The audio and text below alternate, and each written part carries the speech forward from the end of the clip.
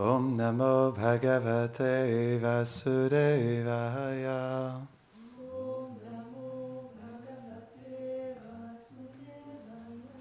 Om Namo Bhagavate Vasudevaya.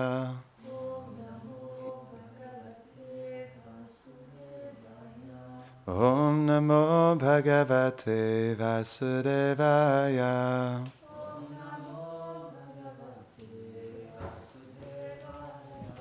Bonjour, bienvenue à tous. Aujourd'hui, nous allons lire le verset 28 à 30 du 12e chapitre du premier chant. Vous pourrez répéter le verset 30 avec moi. Jigyas sitatma yatartyo muner vyasa sutadaso itvedam dripagangayam yasyatyada kutobayam. Ô roi, après avoir acquis la vérité sur le Seigneur par la grâce du fils de Vyasa, il abandonnera son enveloppe corporelle sur les rives du Gange. Il atteindra la demeure éternelle de la paix. Verset 29. Iti ragya upadishya viprajata kakovidha labdapachitaya sarve pratijagmu sakangrihan. Ayant ainsi prédit au roi le futur de l'enfant nouveau-né, les brahmanas experts en astrologie obtinrent d'abondantes récompenses du roi et retournèrent à leur foyer. Sa esha loke vikyata parik... Oh, allez-y, ouais. Parikshid iti yat prabhu purvam drishtam anudyayan parikshita nareshviha. Traduction. Alors que ce garçon était toujours dans le sein de sa mère, il eut la vision de la beauté sans pareille et attractive du Seigneur suprême. C'est pourquoi il désirera intensément le rencontrer de nouveau. Et il examinera tous les hommes qu'il rencontrera. À cause de cela, il deviendra connu sous le célèbre nom de Parikshit. Commentaire. Srila Vishwanath Chakravarti Thakur dit « Le nom de Parikshit est expliqué dans ce verset. Se rappelant de la personne qu'il avait vue dans le sein de sa mère, il se demandait en voyant chaque personne, est-ce cette personne ou non?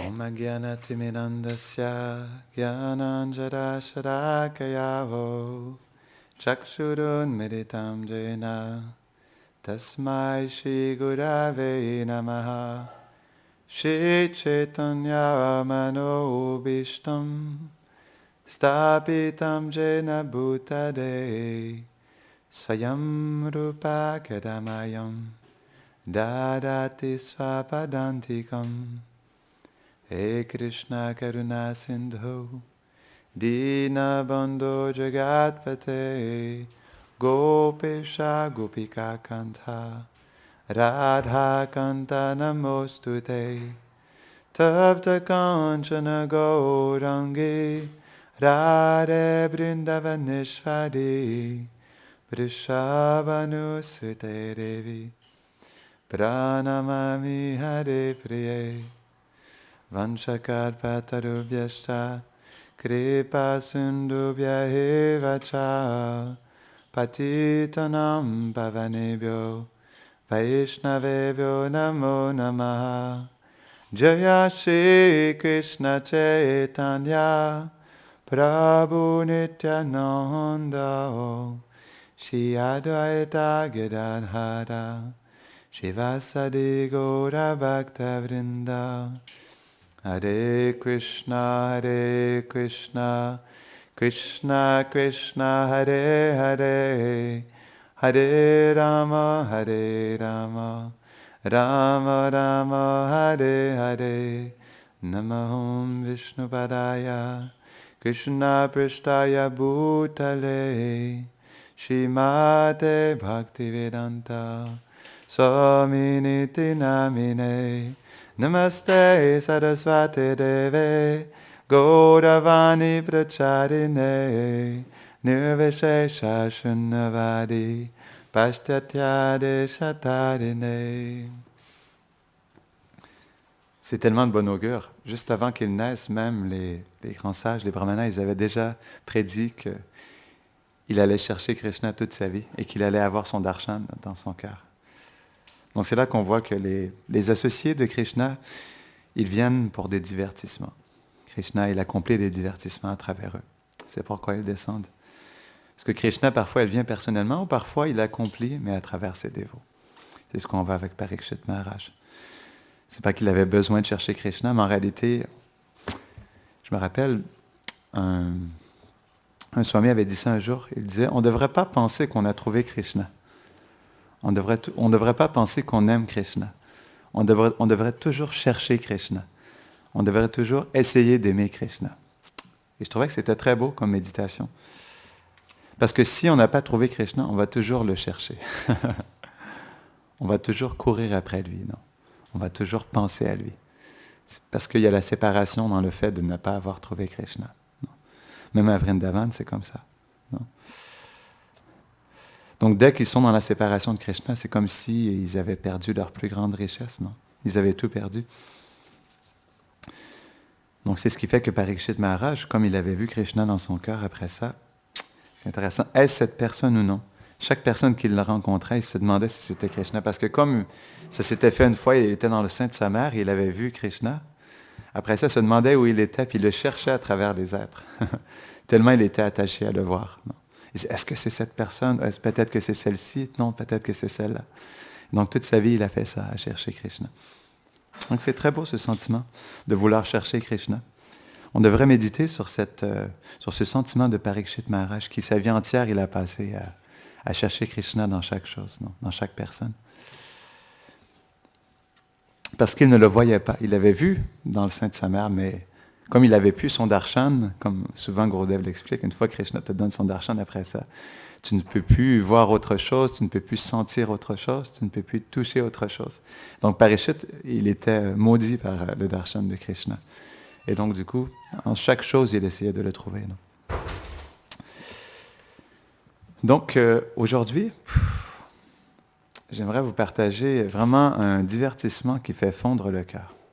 Quand on écoute des lilas comme ça, on réalise que, en fait, le couple divin, ce sont vraiment les personnes les plus merveilleuses. Et leur échange d'amour aussi, c'est l'origine de l'amour, non? Donc quand on voit cet échange entre Radha et Krishna, c'est quelque chose qui touche tellement le cœur parce que c'est tellement beau. C'est tellement spécial. Je méditais là-dessus. Donc, je vous ai envoyé une vidéo hier, je ne sais pas si vous l'avez regardée, mais c'était beau. On voyait la danse et dans la vidéo, on voyait Radha et Krishna qui se regardaient et qui se faisaient plein de regards, qui dansaient à travers leurs yeux. Et quand j'ai vu ça, comme on n'a pas d'autre chose en ce moment, on apprécie voir ces choses-là, parce que ça nous rappelle Krishna. Mais je me disais, donc, tout bouge en Krishna. Tout danse en Krishna. Ses yeux dansent, ses sourcils dansent, ses hanches dansent. Comme on avait expliqué, non, quand Radharani voulait apprendre la danse de Krishna, parce qu'un jour, c'était juste avant, justement, le Rasa Lila qui va apparaître mercredi prochain. Non? C'était juste avant ça. Radharani, elle voulait se préparer pour cette danse si spéciale. Et elle est allée voir Krishna. On avait expliqué que Krishna lui avait montré 7 sortes de danses qu'il faisait. La danse des yeux, non? La danse du visage, la danse du cou. Celle-là, elle n'est pas facile. Et la danse des hanches, c'était quoi? La danse des mains, la danse des pieds. Donc, c'était 7 en tout. Et la danse du corps entier, quoi. Donc, quand Krishna, il danse, tout son corps bouge, non? Et je me disais, ça doit tellement être beau lorsque Radha et Krishna, ils dansent ensemble. À quel point ils doivent s'échanger leur amour à travers cette danse. Parce que c'est ça qui est beau à Vrindavan. Tout est sentiment. Chaque geste est une expression de préma. Que ce soit un clin d'œil, que ce soit de se lever.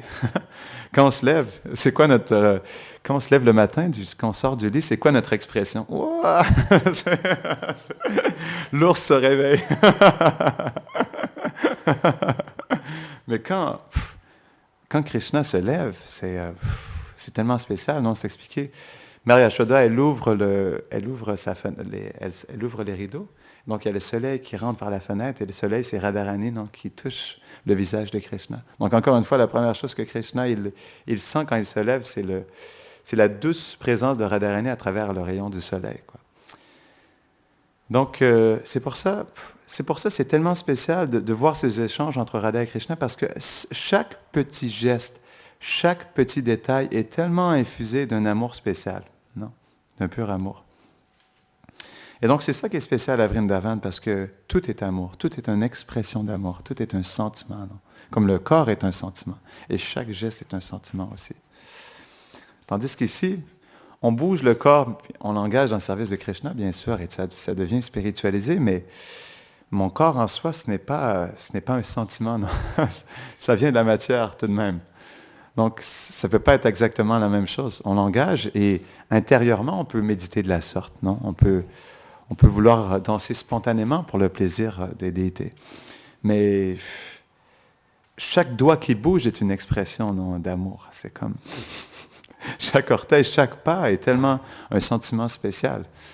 Donc, mais c'est une belle méditation. Ça nous donne envie d'avoir un corps transcendantal.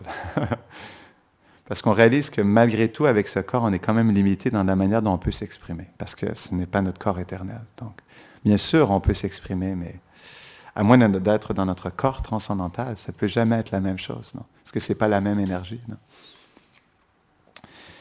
Donc, l'héroïne du jour est Tunga Vidyasaki. Et là, vous allez voir, ça s'appelle Yogan Lila.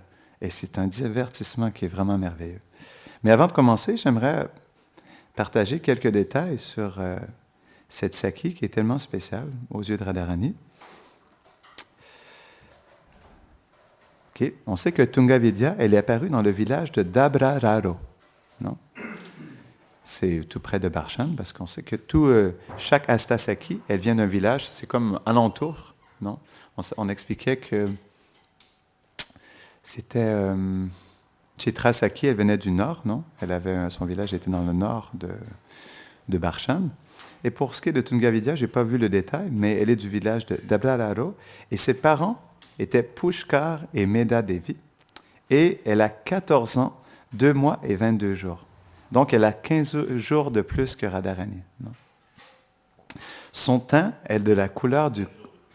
Ben, c'est ça. Krishnadas Kaviraj Goswami dit 15 jours, et Dhyanachandra Goswami, dans son... Je ne me rappelle plus comment... le Gora... Comment ça s'explique? Je ne me rappelle plus du titre exactement, mais dans son livre, il explique qu'elle est 7 jours de plus que Radharani. Donc, il y a 2 opinions différentes, quoi, là-dessus. Donc, son teint est de la couleur du kunkuma, et le parfum de son corps est comme un bois de santal mêlé de camphre. Sa robe est de couleur jaune pâle, et elle est décrite comme... elle peut être parfois très colérique de nature, non? Elle est experte dans la résolution des arguments. Le nom de son mari est Balisha, et c'est également décrit qu'elle est très érudite dans les 18 branches de la connaissance védite. Parce qu'un point particulier avec Tunga Vidya, c'est que lorsqu'il y a des joutes verbales entre le couple Radha et Krishna, souvent, comme elle est experte dans les shastras, Tunga Vidya, elle cite les Écritures pour soit défendre Krishna ou soit défendre Radharani. Ben, la plupart du temps, elle défend Radharani, non? Mais elle cite les shastras. Elle est experte dans l'organisation de réunions, de rencontres avec le couple divin. Elle est aussi très savante, elle connaît très bien les rasa shastras. Elle connaît également très bien les niti shastras, ce qui est la logique et le raisonnement, et aussi pour ce qui est de la moralité, ainsi que la danse, le théâtre, la littérature et en fait tous les autres arts et sciences. C'est comme ça. Parce que oui, chaque Astasaki, elle a on pourrait dire, certaines qualités spécifiques, mais reste qu'elles connaissent tous les arts, non? Ce qui est très intéressant, c'est que les servantes de Tunga Vidya sont les meilleures danseuses de Vraj. Et donc, quand j'entendais ça, je me disais, on devrait prier Tunga Vidya Saki pour qu'elle nous mette en pouvoir pour danser.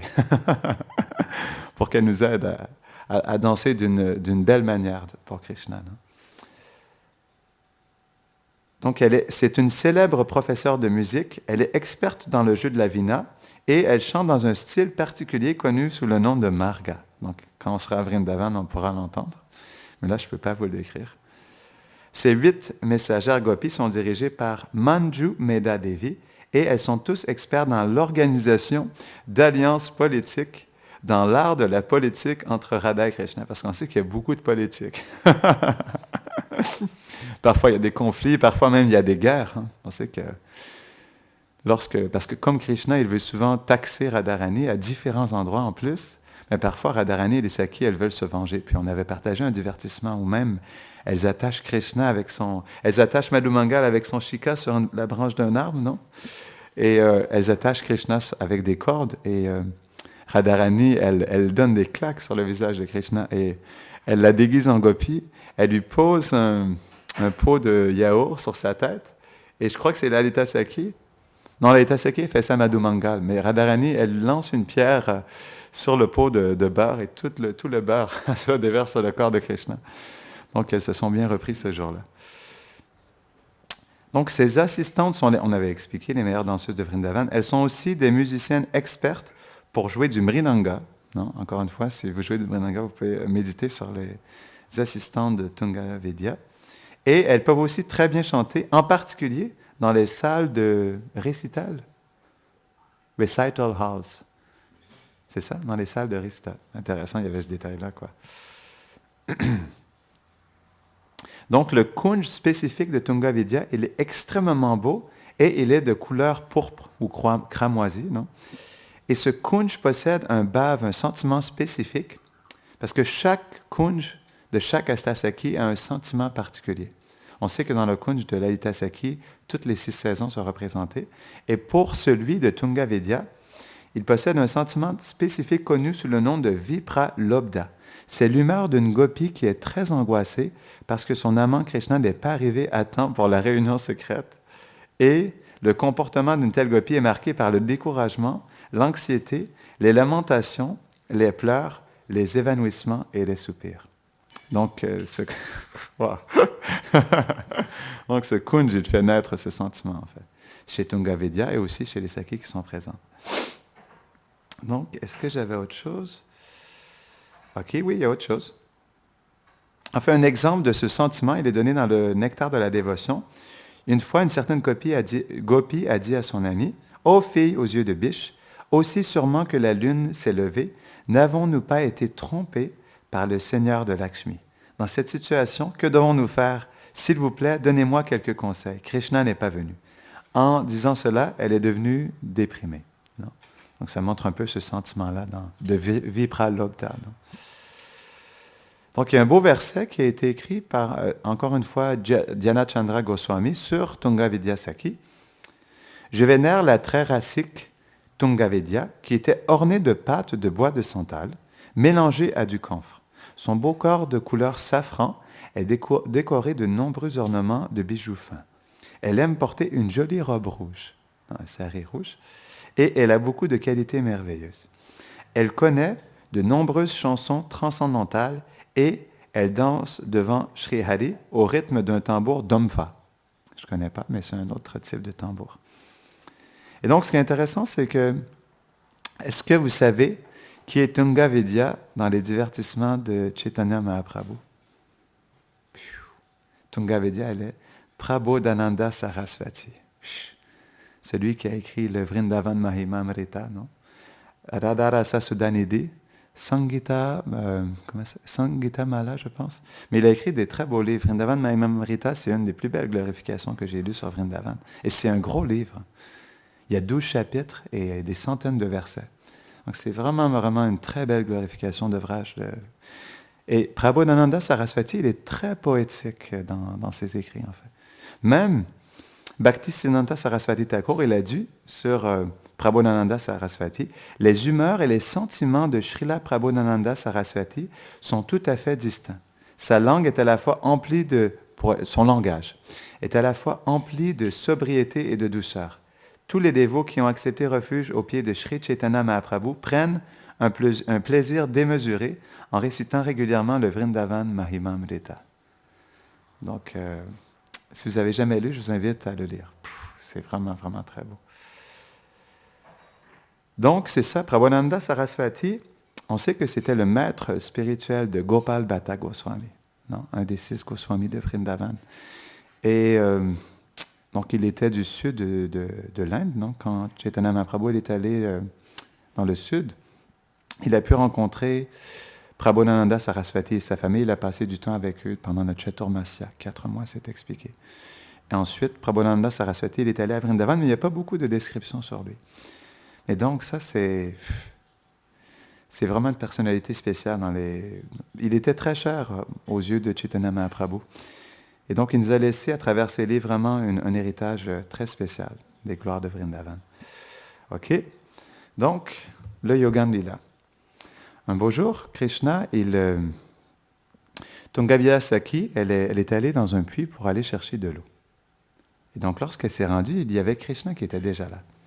Et donc, elle allait prendre de l'eau, et là, Krishna lui dit « Hé, que fais-tu? » Il dit « C'est mon puits ici. » Et il dit « Si tu veux prendre de l'eau de ce puits, alors tu devras payer une taxe selon la quantité d'eau que tu puises dans le puits. » Et là, Tungavya a dit « Quoi? Mais tu nous taxes déjà, non? Tu nous taxes déjà à tellement d'endroits, et puis là, tu veux me taxer en plus ici lorsque je viens chercher de l'eau? » Ben là, tu exagères, Krishna. Et là, Krishna a dit « Écoute, c'est mon puits. Tu ne pourras pas prendre d'eau tant que tu ne payes pas ta taxe. » Et donc, Krishna, il était vraiment ferme. Et là, Tungavya, elle était vraiment fâchée, non? Non, elle est partie, non? Fâchée. Elle est allée voir Radharani, puis elle lui a exprimé justement que... Donc, elle a dit cela. Elle a dit, « Tantôt, il nous taxe sur les bords de la Yamuna, parfois sur la route de Barshan, et parfois dans les jardins où nous cueillons des fleurs. Maintenant, il veut nous taxer lorsque nous collectons l'eau dans les puits. Le jour n'est pas loin où il nous demandera de payer des impôts pour respirer de l'air ou manger de la nourriture. » Donc là, elle disait, écoute, c'est assez là. On se fait toujours taxer par Krishna, puis en plus, comme on va chercher de l'eau à tous les jours, il faut en plus qu'il nous taxe. Là, elle était complètement... Elle était découragée. Et donc, elle exprimait ça à Radharani, elle lui a dit, OK, ne t'en fais pas, je vais m'occuper de ça, je vais parler à Krishna. Et donc, Tungavya Saki, elle était sur le chemin de retour et elle pensait à cela, justement. Elle était fâchée après Krishna. Et pendant qu'elle était dans la forêt, elle a entendu une douce voix merveilleuse, avec une voix féminine et aussi le son du nectar, ektara. Non? C'est un instrument, mais qui a seulement une corde. Et vous pourrez regarder, c'est très joli. Je regardais sur Internet, je voulais voir, mais j'ai vu qu'il y avait 2 sortes d'hectares. Il y en a une avec comme une... Comment on appelle ça, là? Ce qu'on utilise pour jouer le violon? Je ne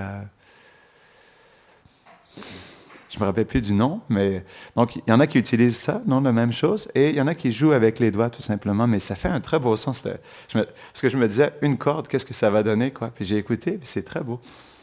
Et donc là, il y avait c'était une yogini, donc elle s'est approchée, elle a vu que c'était une yogini, mais elle était jeune, non? Elle avait peut-être 15 ans, quoi. Et donc, elle a vu cette jeune yogini qui jouait de l'hectare, mais vraiment merveilleusement, et qui chantait avec une si belle voix. Donc, elle a vraiment été touchée. Elle est allée la voir, mais elle dit, « Oh, charmante jeune fille, mais d'où vient cette magnifique voix? Pourquoi es-tu ici? Je suis tellement charmée et touchée de la douceur de ta voix. Et je trouve ça tellement beau, j'aimerais tellement que tu puisses venir. S'il te plaît, accompagne-moi, je retourne à Barshan, là où il y a le palais de Vrishabhanu Maharaj. Et si tu viens et tu leur rends un petit service, alors je suis certaine qu'ils te donneront en charité. » Et là, la yogini, elle a répondu, « Non, non, non, je veux pas de charité, j'ai pas besoin de charité. » Elle a dit, « Oui, s'il te plaît, c'est le palais de Radharani, et je suis sûre que si tu fais un petit service, non, et tu joues de la musique devant le roi Vrishabhanu Maharaj, alors il te donnera tellement de richesse. » Et là, encore une fois, la yogini, elle lui a dit, « Non, non, je préfère la simplicité de la forêt. » Et elle a exprimé quelque chose qui est tellement beau. La yogini a dit, « Ayant accepté cet ordre du renoncement, ma maison est cette forêt de Vrindavan. Mon lit est la douce poussière de Vrindavan. Le ciel de Vrindavan est ma couverture et les lianes fleuries de Vrindavan sont mes seuls biens, mes seules possessions. » C'est tellement beau. La lune de Vrindavan est la lampe de mes espoirs et mes chapelets que je fais tous les jours. Non, et mes chapelets. OK. Et à travers mon chant, je compte les jours jusqu'à ce que je rencontre le couple divin, Shri, Radha et Krishna. Wow. Et donc là, Ganga Vidya, elle a entendu savoir, elle est spéciale, cette yogini quand même, elle est vraiment attachée à Vrindavan. Et donc, avec insistance, parce qu'on sait que Tunga Vidya, elle est quand même experte dans la logique et le raisonnement, non? Et elle est experte dans les alliances politiques, donc elle sait comment parler avec diplomatie. Et donc, finalement, à travers toutes sortes d'arguments, elle a réussi à convaincre la yogini de l'accompagner, non? Parce qu'elle lui dit, oui, je sais que tu préfères rester dans la forêt, mais le fait que tu puisses chanter aussi bien, j'aimerais tellement qu'il puisse t'entendre. Donc, finalement, elle a convaincu. Donc, elle est allée au palais de Darshan avec la mystérieuse yogini. Donc, une fois qu'elle est entrée, elle est allée chercher Kirtida Sundari, la mère de Radharani. Et donc, une fois que Kirtida Sundari est arrivée sur les lieux, elle a vu cette jeune yogini qui était vraiment radiante. Et donc, elle lui a offert ses obéissances. Elle lui dit, oh, jeune yogini, qu'est-ce que je peux faire pour toi, s'il te plaît? Qu'est-ce que je peux faire pour toi? Et là, la yogini, elle a aussi offert ses hommages. Elle lui a dit, non, j'aimerais faire quelque chose pour vous. Qu'est-ce que je peux vous donner aujourd'hui? Et Kirtida Sundari, elle a dit, ma chère Sadhvi, parce qu'il y a Sadhu, mais pour les femmes, on dit Sadhvi. Ma chère Sadhvi, j'ai tout par ta miséricorde. J'ai rempli ma maison de richesses et de nombreux objets de bonne fortune. Dans chaque coin de ma maison, il y a une richesse illimitée. Je ne demande que vos bénédictions. J'ai une fille en qui résident tous les plaisirs du monde, mais elle est malade depuis plusieurs jours. Elle a une maladie chronique qui me fait m'inquiéter pour elle. S'il vous plaît, bénissez-la. Et donc la yogini lui demande, mais quelle est sa maladie chronique? Qu'est-ce qu'elle a exactement? Parce que je sais guérir certaines maladies. Non?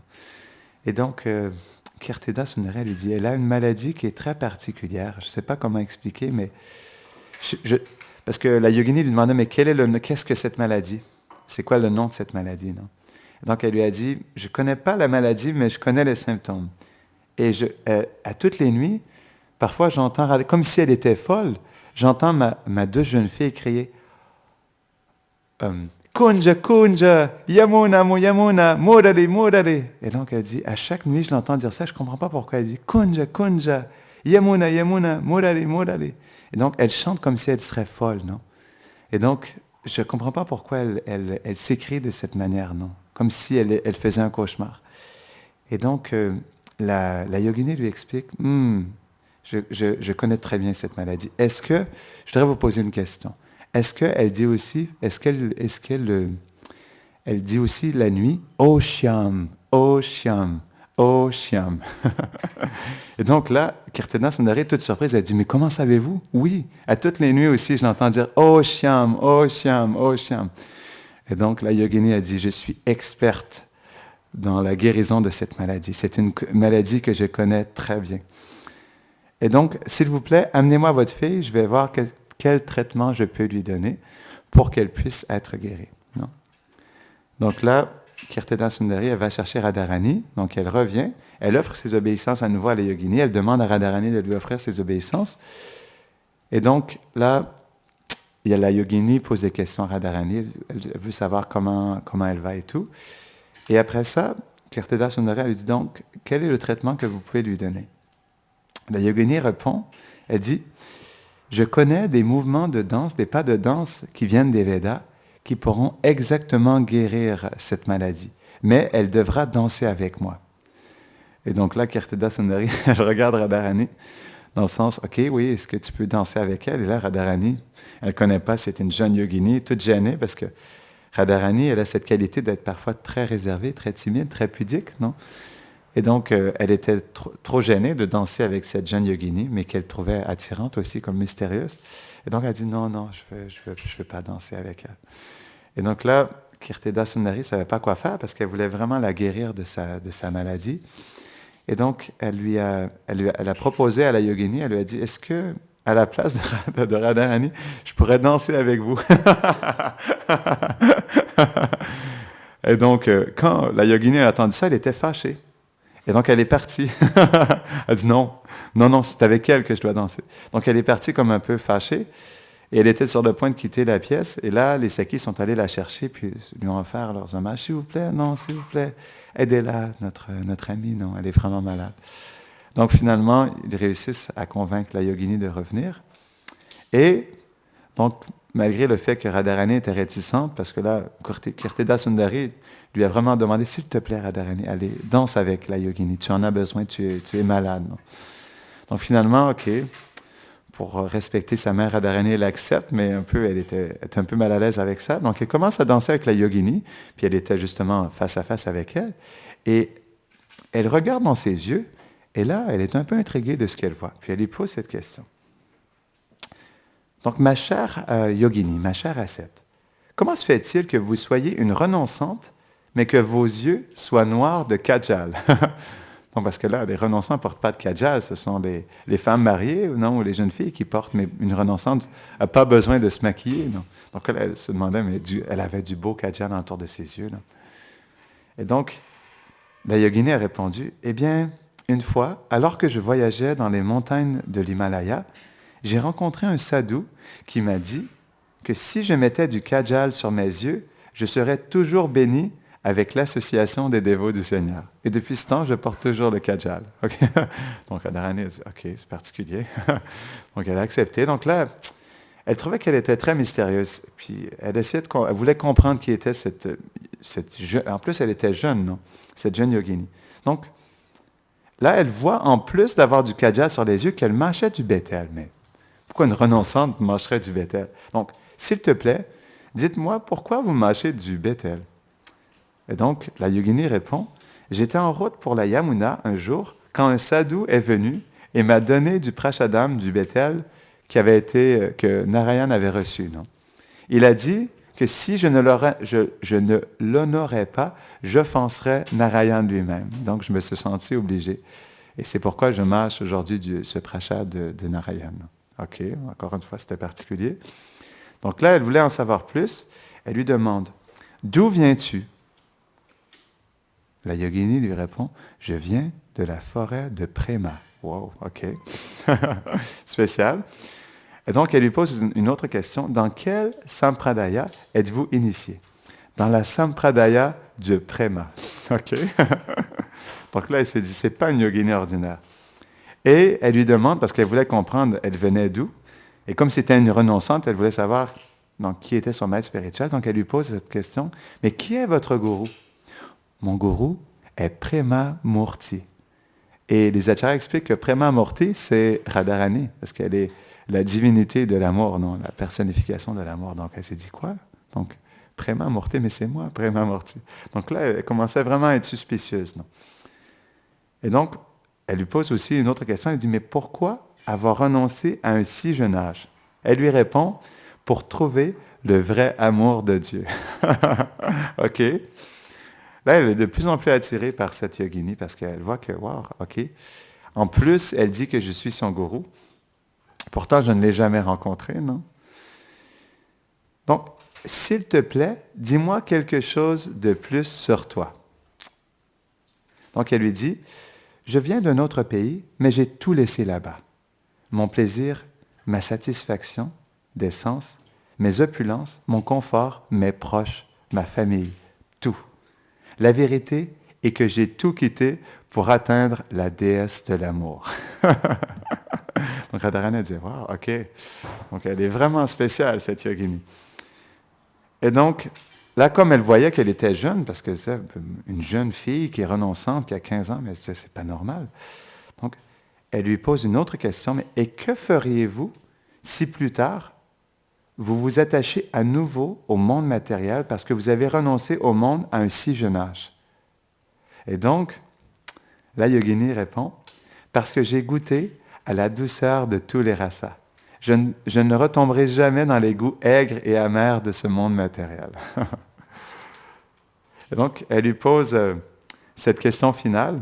Et donc, je voudrais vous poser cette dernière question parce que là, elle voulait vraiment... Parce qu'elle n'arrivait pas à comprendre encore exactement, non, sous l'effet de Yoga Maya, qui était... Parce qu'elle commençait à comprendre qu'elle était attachée à elle, mais pourtant, elle ne la connaissait pas. Donc là, elle s'est dit, là, ça va être le tout pour le tout, je lui pose cette question.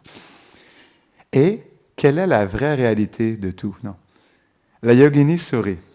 La vraie réalité est de s'asseoir à côté de toi et d'apprécier que tu as les plus beaux yeux dans tous les trois mondes. Et après avoir dit ça, oh, Sudam essaie de m'appeler, on va refuser. Et, et après avoir dit ça, en fait, elle a commencé à chanter les noms de Radharani. Oh Radhe, je t'appartiens. Oh Radhe, je t'appartiens. Oh Radhe, je t'appartiens. Et là, elle s'est effondrée sur le sol, non, inconsciente. Non. Donc, toutes les sakis qui étaient présentes, elle se demandait qu'est-ce qui se passait. Donc, Tunga Vidya, elle s'est rapprochée pour voir si, parce qu'elle avait invité la yogini, donc elle voulait voir qu'est-ce qui se passait. Elle s'est rapprochée d'elle, et lorsqu'elle s'est penchée, qu'est-ce qu'elle a trouvé dans le sac de la yogini? Ouais. Elle a trouvé la flûte de Krishna. Là, elle s'est dit, ah non, Krishna, il m'a encore triché. Donc, il a fait tout un divertissement pour aussi me sortir moi aussi de ma bouderie, en plus de sortir Radharani. Donc là, Krishna, il a fait encore un autre déguisement. Et ce qui est intéressant, c'est que on sait que Krishna se déguise beaucoup, mais parfois, il fait plus que se déguiser, parce que dans le Garga Samhita, et ça je le partagerai dans une autre classe, il y a une autre instance où Krishna, il a voulu tester l'amour de Radharani. Et cette fois-ci, ce n'était pas dans la maison de Javat, dans les appartements de Radharani, mais c'était à Barshan. Et Krishna, il s'était transformé. Comme par exemple, on sait qu'il prend la forme de Mohini Murti, mais je trouvais ça particulier parce que d'habitude, j'entends toujours que Krishna se déguise. On sait que parfois, quand il se déguise en gopi, il porte des fleurs malati ou des mangues pour avoir une poitrine. Non? Mais cette fois-ci, quand il s'est transformé en gopi, son corps s'est transformé complètement pour pouvoir entrer dans le palais de Barshan. Et ça, j'ai trouvé ça intéressant. Parce que je n'avais jamais entendu ça auparavant, qu'il se transformait complètement. Mais on peut dire que par l'arrangement du Yoga Maya, à travers son déguisement, il reste quand même transformé dans le sens où les gens ne peuvent pas voir qu'il est Krishna. Donc c'est un très beau divertissement. Et il y a aussi... je crois que c'est encore une fois Dhyana Chandra Goswami qui dit ça. Je vais adorer Krishna déguisé qui a diverti Radha et ses sakis avec ses passe-temps merveilleux. J'offre encore et encore mes hommages respectueux aux sakis dont le but ultime est toujours de réunir le couple divin dans la forêt de Vrindavan. Jai Shri Vrindavan Dham Ki, Jai Nitai Gaura Premanande. Allez, bon.